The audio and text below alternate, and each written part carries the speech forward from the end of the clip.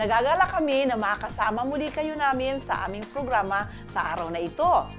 Pag pinag-uusapan ang vegetables, kadalasan ang pumapasok agad sa isipan natin, salad. That's right. Pero alam nyo ba na maraming masasarap at unique na pamamaraan sa paghahanda ng ating mga gulay? Hindi lamang basta salad.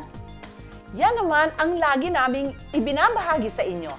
We give ways and styles on how to prepare your veggies para mas lalong magugustuhan ng ating pamilya, lalong-lalo na si Bunso. Kaya nga, stick with us and we guarantee you new and delicious, healthy vegetarian dishes. Perfect for your family. Dito lamang yan, where you can feel not only your tummies, but your spirit. Food and Soul, dito sa Palawan. Oh, mga kaibigan, ready na ba kayo para sa ating verse of the day? Buksan po muna natin ang ating Biblia at basahin ang isang talatang magbibigay inspirasyon sa atin sa araw na ito. Ito po ay matatagpuan sa John 8:12. Sabi dito, when Jesus spoke again to the people, He said, I am the light of the world. Whoever follows me will never walk in darkness, but will have the light of life. Ang ganda po ng talata natin sa araw na ito. Tayo daw po ay dapat lumakad sa ilaw na ibinibigay sa atin ng Panginoon. Kagaya rin po ng ating mga buhay. Sa ating pong ginagawa, dapat po kahit maliit man yon, yan po ay mag-iilaw at magbibigay sa atin ng buhay. Kagaya po sa mga kinakain natin, dapat po pinipili rin natin. Kasi yan ang kagustuhan ng ating Panginoon na tayo po ay bumalik na sa original diet na ibinibigay niya sa atin. Tama ka dyan, sis.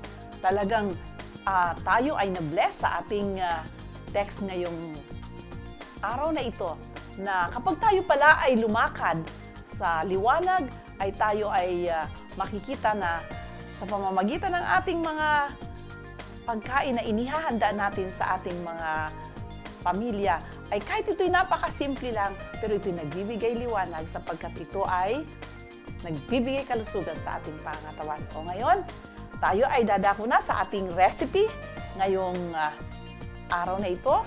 At ito ay ang ating kulitis na lumpia. Excited ba kayo doon? Ngayon pala, ginagawa ng kulitis lumpia. Ano? Para ngayon nyo lang narinig yung babantayan nyo po mamaya at makikita nyo kung paano natin ginagawa ito. Ito po ang ating mga ingredients. Kailangan lang po natin ng 1 cup na firm tokwa. At ito ay dudurugin natin. And 1/2 cup simple mayonnaise o yung ating ginawang creamy Italian dressing. At 1 cup blunt spinach chop, lumpia wrapper, salt, and oil for frying. At yung ating garnishing. So yan lamang po. So ito na. Ang gagawin po natin, naglalaga muna tayo ng, mag-boil tayo ng water. Dito natin hahaluin, sis. Boboil muna po tayo ng water at pakukuluan natin yung, ibablanch natin yung ating kulitis. In a few minutes, ito po ay magbo-boil at ilalagay po natin yung ating kulitis. Yan, ilagay na natin. Mabilis naman pala yung kumulo. Para mabilis na ating magawa ang ating lumpiang kulitis. Ay, talagang diba sinabi ko excited sa'yo kanina paborito natin ang kulitis. Paborito ko lang pala. Okay. Paborito ko na rin. Kasi paborito lahat ng mo na gulay rin, ay paborito mo. Talagang favorite ko rin. Okay, ayan. I-blanch lang po natin yan sa may kunting salt water. Ngayon, tatakpan natin yan para madaling maluto. Mga 1 minute lang, luto na po yan. Tapos, pagkatapos niyan, i-drain ito. po yan. At siguro, habang ako sister, durugin mo na yan dyan sa ating, durugin mo na yan. Dyan. Dito sa ating sa ating paghahaluan. Yan. Yan lang po, napakasimple ng ating recipe ngayon. Ang ano ba, ito, pagka dinudurog natin yung tofu, makikita rin natin kung talagang ito ay fresh, di ba? Yes. O hindi. Kasi mas masarap talaga yung fresh na tofu na ating gagawin. Actually, yung tofu na yan, kagagawa lang yung araw. Talaga. Kaya pala mabango. Kasi minsan, alam mo, pagka minsan sa palengke, kaya ako minsan ayokong bumili ng tofu sa palengke. Kasi pagdating sa bahay, pagka ginaganito ko, may naaamoy ako. Pero ito, hindi. Talagang mabango siya at talagang bagong luto. Yan po ito ay i-chop po natin yung ating kulitis. Okay. Kala ko dito na eh. O, sige. Drain lang natin. Chop natin konti para siya ay lumiit. Okay? Maliban dyan, ito ba'y lalagyan pa natin ng asin? Yes, may lalagyan asin ng to, no? konting asin. So, pwede nang ilagay dito yung asin. Ihalo ko na dito Yan, sa pag ating na-drain na tofu. po, i-aan nyo na lang. Hiwain yung ating kulitis para lumiit po siya. So, kailangan ba maliliit talaga o yung dice o sabi nga yung talagang parang Slice. tinadtad o slice Pwede rin, lang kung talaga? anong gusto nyo, pwedeng tadta rin para lumiit siya. So ito palang tofu ay pang ano din natin yung anong para magkaroon ng binder tayo diyan sa ating gagawing Gagawin natin pong parang lumpia. mas malasa, mas nutritious pala. yung ating lumpia. So parang parang kapalit ito ng minsan naglalagay tayo ng beans, 'di ba, sa lumpia. So Yes. ito parang kapalit ito ng beans, ano? Ayan, Lagyan natin yung ng ating konting salt. salt.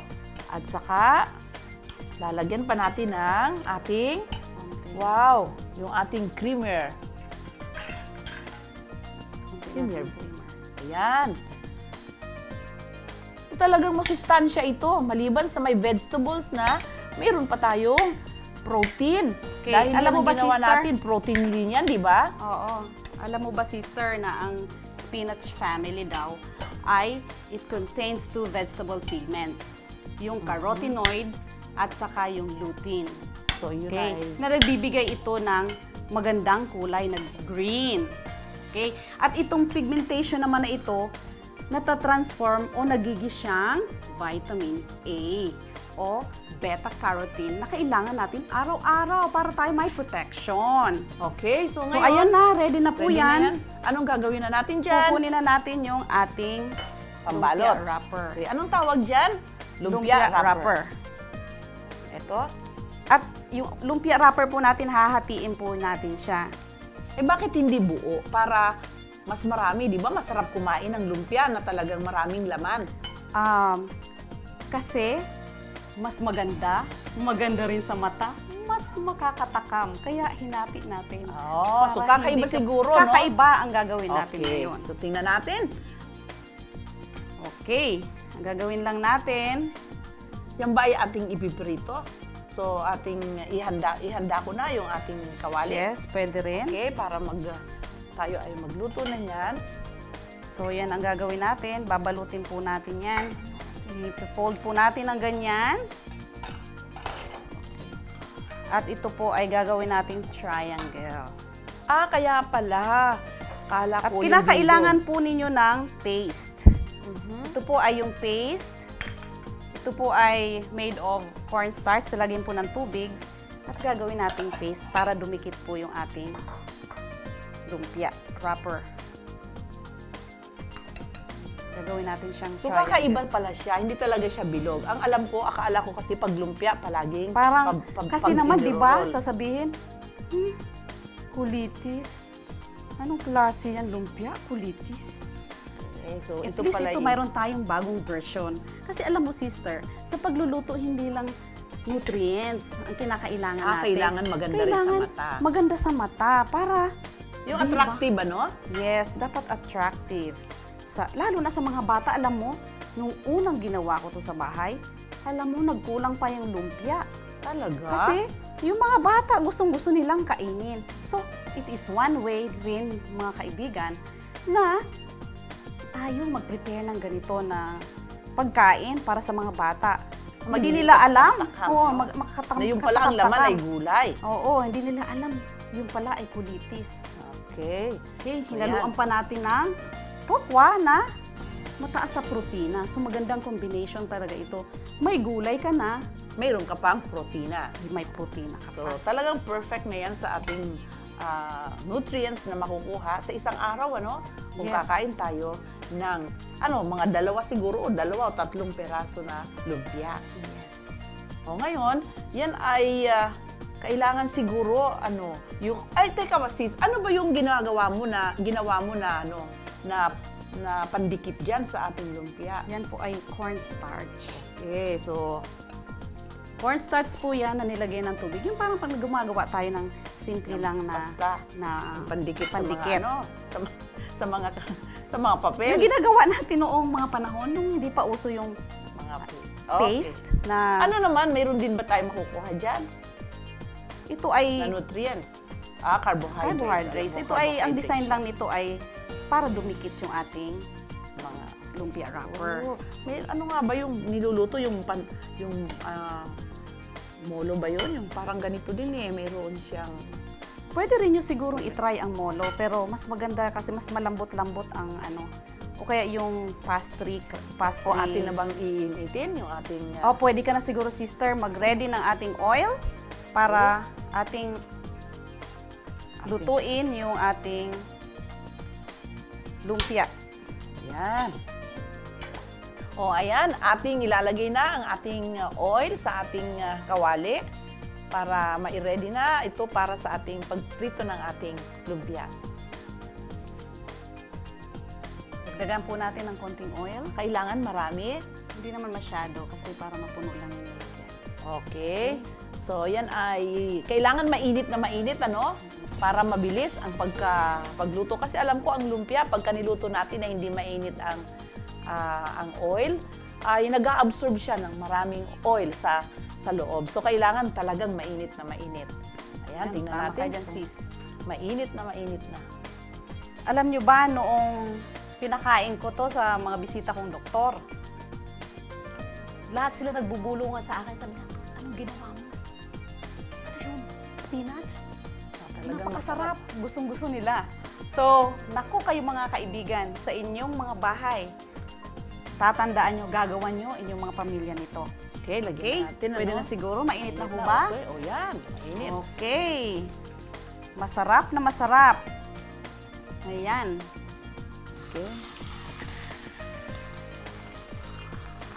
Siguro pagka ito ay pinakain ko dun sa aking anak kasi minsan mapili yun Pero pagka ganito at malutong, sigurado akong ito ay kakainin niya. Hindi niya alam, ang sa loob pala niya ay gulay. Ayan. Ayan. Okay, ayan na. Luto na yung ating lumpia na kulitis. Ilalagay na po natin yan sa plate at i-arrange na natin yan. Napakasarap. Tingnan mo. Ang Crispy. ganda-ganda ng itsura. Palagay niyo, mga anak niyo, hindi matutuwa pag ganyan ang itsura. Matatanda nga, natutuwa dyan Okay, pwede na yan, sis. Okay. Ayan.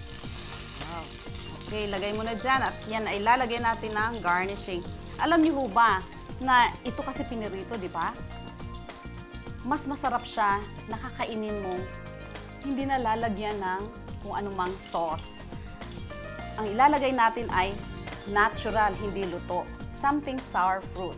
Kung meron kayong mga medyo maasim-asim na prutas, pwedeng maging side dish niya. So, lalagyan natin ng garnishing yan. Aayusin natin ang paglalagay ng... Importante talaga sa pagkain, ang pagkain ay bago mo ihain sa iyong mga bisita o sa iyong pamilya ay talagang papagandahin mo muna, Yes. Kasi pagkain... Lalagyan po natin yan ng garnishing. So, masarap siya. May konting Wow. green So, apple.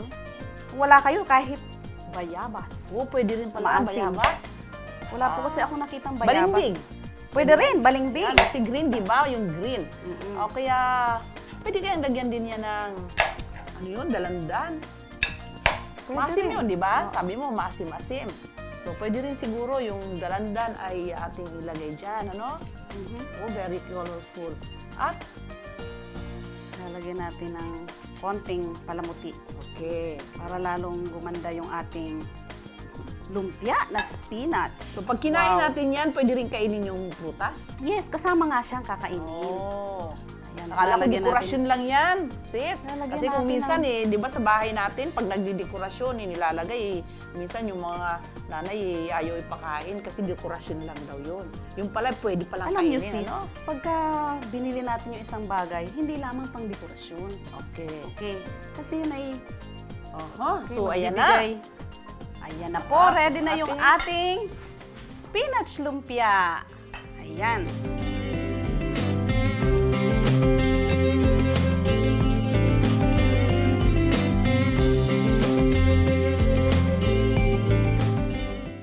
Ayan na, ito na yung ating kulitis lumpia. At habang nagre-recap yung aking sis, ay aking ihahanda yung susunod nating recipe, ang Better Carotene. Okay, ang ating po mga recipe ng kulitis lumpia, kailangan nyo lang po ng 1 cup firm tokwa, crumbled, 1/2 cup simple mayonnaise, kailangan nyo po rin ng 1 cup blanched spinach chopped, salt, lumpia wrapper, and oil for frying. And also, garnishing nyo po ay sour fruits, any sour fruits. Okay, ito na ngayon ang ating susunod na recipe, ang tinatawag natin na Better Carotene. Ano ba ang mga ingredients nito, sis? Wow, napakasimple lang po ang ingredients ng Better Carotene. You only need 1 carrot, 2 oranges, and ice cubes. Yan lamang po. Okay, ngayon babalatan muna natin ang ating oranges. Okay, babalatan po natin, pero alam nyo ang pagbabalat, hindi po yung, kasama po yung hindi yung nauubos yung puti.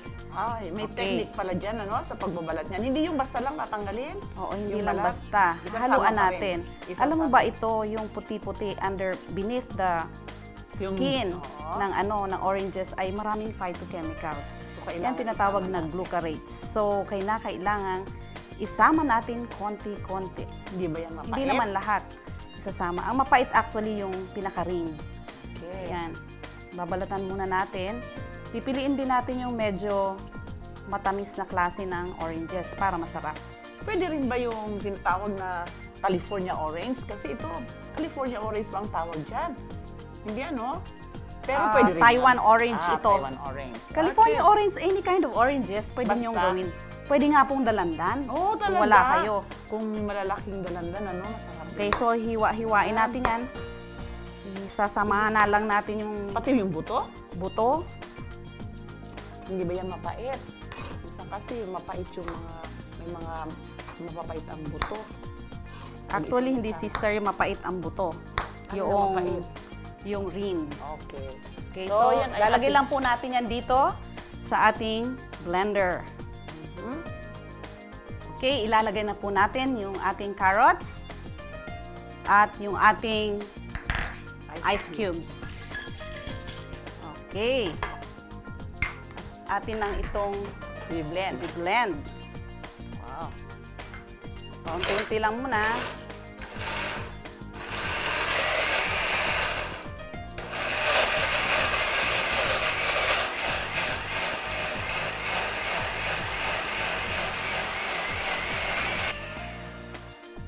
Ayan. Ready na yung ating Better Carotene shake. At ilalagay na natin to sa ating lalagyan.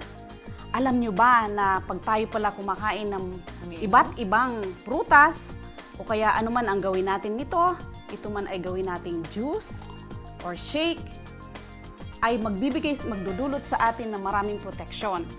Alam mo kaya tinawag itong Better Carotene?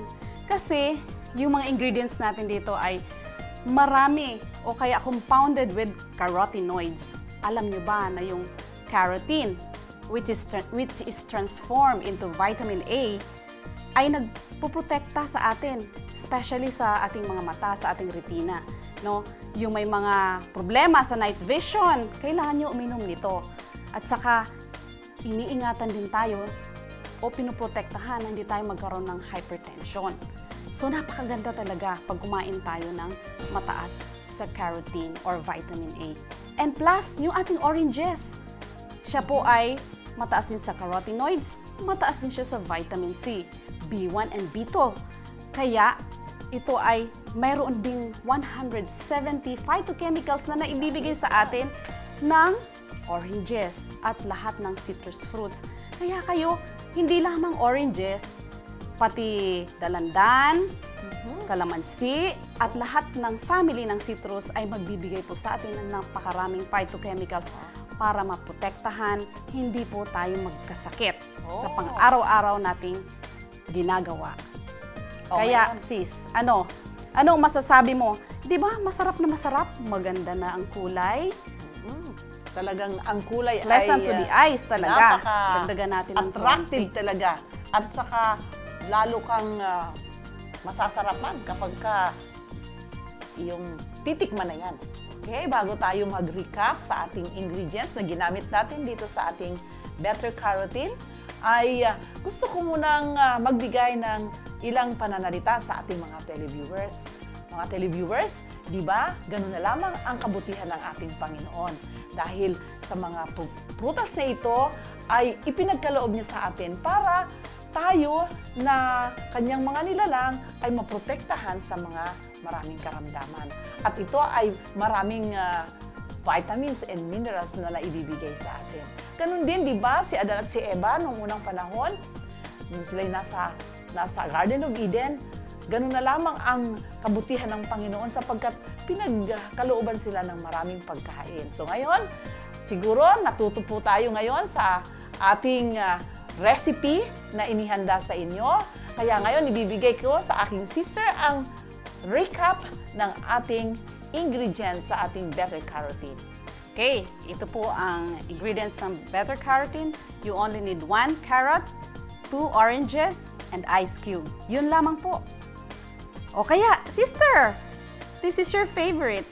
Oh, time. Tama. Ito yung favorite ko kasi magtitikim na tayo. Titikim na naman tayo. Talagang titingnan natin talaga, sasabihin mo sa akin kung talagang masarap yung ating lumpia. Oh, sige, ito na. Asan na yung ating okay, tikman natin.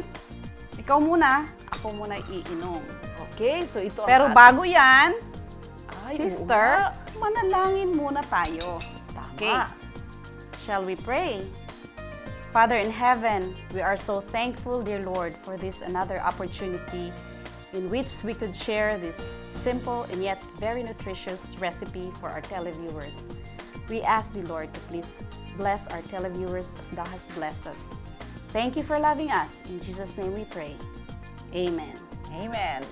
Oh, ito na. Time na natin para ito'y tikman. Tingnan nga natin kung talagang ito'y masarap. Ako'y nauuhaw na, kaya gusto kong tikman muna itong ating Better Carotene. Wow, malutong. Nako, talaga naman. Masarap na masarap. Cool na cool. Oh, mahirap pala ito eh. Totoong masarap. Malutong. Sister, kakainin mo yan. Isang kagat ng lumpia. At saka Isang kagat ng ganun ba? apple. Sige nga. Hindi yung puro lumpia lang. At konting Ay, gusto ko ito eh. grapes. Yan, Yeah. pwedeng isang grapes. So ito pala ay kapartner At nito. saka yan, habang kinakain mo yung lumpia. Ayan. Tama, perfect. At Perfect hinahawakan mo combination. ganyan. Ayan. Diba? Ano ba? Masarap talaga. Gustuhan mo? Gagawin Palagay ko mo, talaga to. magugustuhan niya ng anak mo? Ah, talaga. Ay, lalo na si anak ko na isa talagang mapili yun. Pero pag ito siguro matikman niya, alam ko, pagagawin niya ako ulit. Panatilihin lamang po ang inyong patuloy na pagsuporta sa aming programa so we can share with you ways on how to cook your vegetables, and let's find out more about God's original diet. Kaya samahan niyo po muli kami sa susunod na mga pagkakataon at tumuklas po tayo ng mga bagong pamamaraan ng paghahanda ng ating mga gulay. Only here, where you can feel not only your tummies but your spirit. Food and Soul, dito sa Palawan!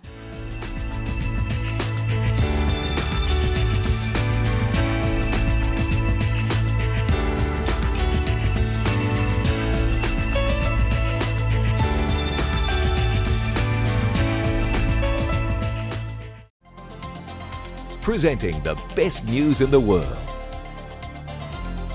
You're watching the Hope Channel.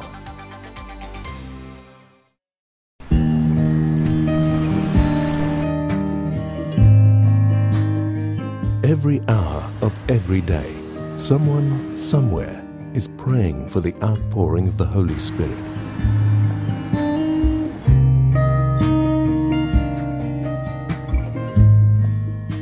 "777", praying at 7 a.m. and 7 p.m., 7 days a week.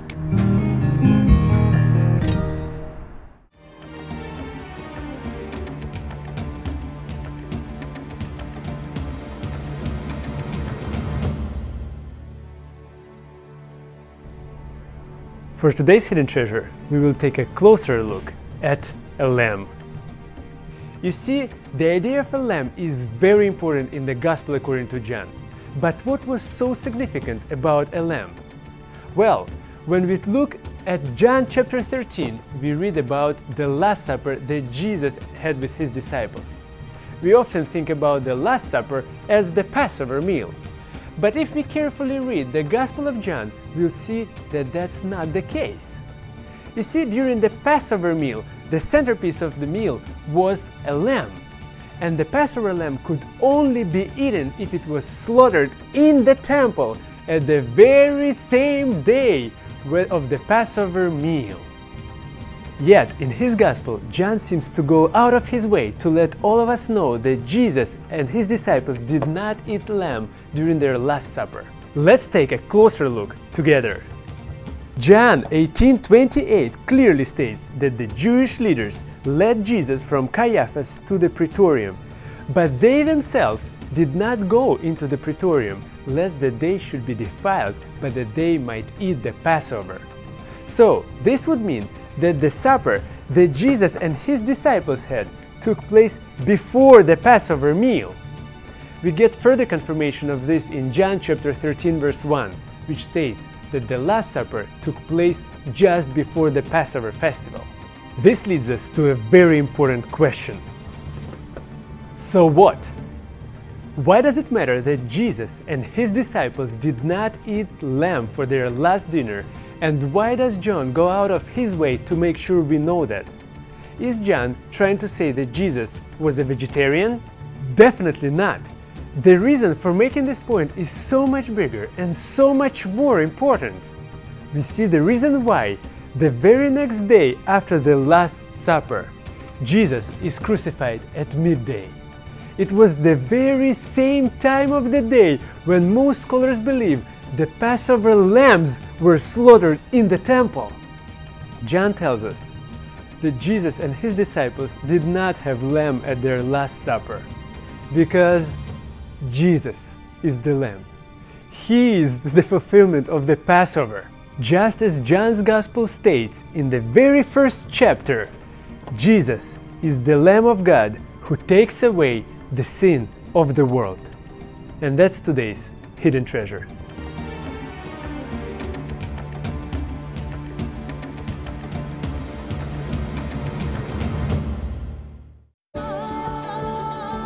Family-friendly, a global vision and a holistic approach to thinking and living, unlike any other media source on the planet. Welcome to Hope Channel. You are cordially invited. Every Saturday, Seventh Adventists around the world meet together to worship God, and we invite you to join us in Sabbath worship.